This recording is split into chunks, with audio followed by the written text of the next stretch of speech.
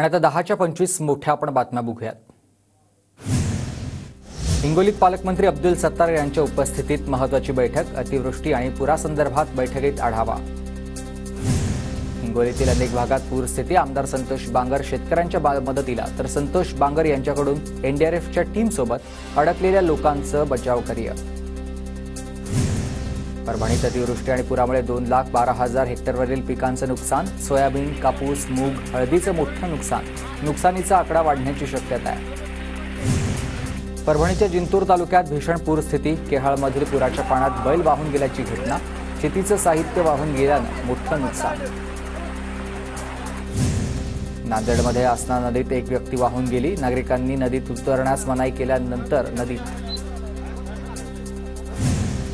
अनियंत्रित झालेली दुचाकी पुलाखाली पडल्यानं दुचाकीसह दोघे वर्धा नदीत वाहून गेलेत। पुलगाव येथील वर्धा नदीपात्रामधील जुन्या पुलावरची घटना आहे। दुचाकीनं महिला आणि पुरुष जात असल्याची माहिती आहे। वाहून गेलेल्यांचा सध्या शोध सुरू।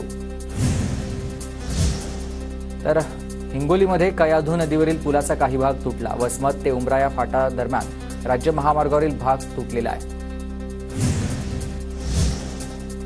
नांदेडमधील पैनगंगा नदीला महापूर, 3 महिन्यांनंतर सहस्रकुंड धबधब्याचं रौद्ररूप समोर, 3ही धारा प्रवाहित। जळगावच्या भुसावळमधील हतनूर धरणाचे 41 पैकी 18 दरवाजे पूर्ण उघडलेत। हातोडा धरणामधून तापी नदीपात्रामध्ये 98,670 क्युसेक पाण्याचा विसर्ग। बीडमधील बिंदुसरा धरणाच्या सांडव्यावर युवकांची हुल्लडबाजी, प्रकल्प ओव्हरफ्लो झाल्यानं पाणी पाहण्यासाठीच मोठी गर्दी, मात्र अद्यापही प्रशासनाकडून पोलीस बंदोबस्त नाहीये। वसमत नांदेड जाणाऱ्या उघडी नदीला पूर, तर नदीच्या पुराचं पाणी अनेक शेतजमिनीमध्ये शिरलंय, शेतीचं मोठ्या प्रमाणात नुकसान।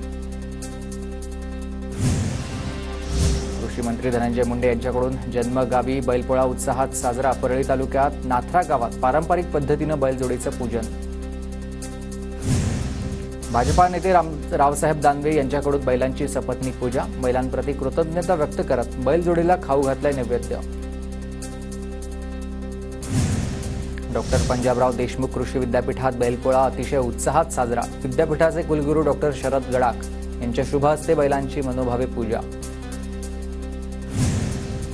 अमरावती मध्यवर्ती खुल्या कारागृहामध्ये बैलपोळ्याचा मोठ्या प्रमाणात उत्साह साजरा झालाय। बंदी जणांनी आता सजवल्यात बैलजोड्या, बैलांची पूजा करून कारागृहाच्या शेतात भरलाय बैलपोळा।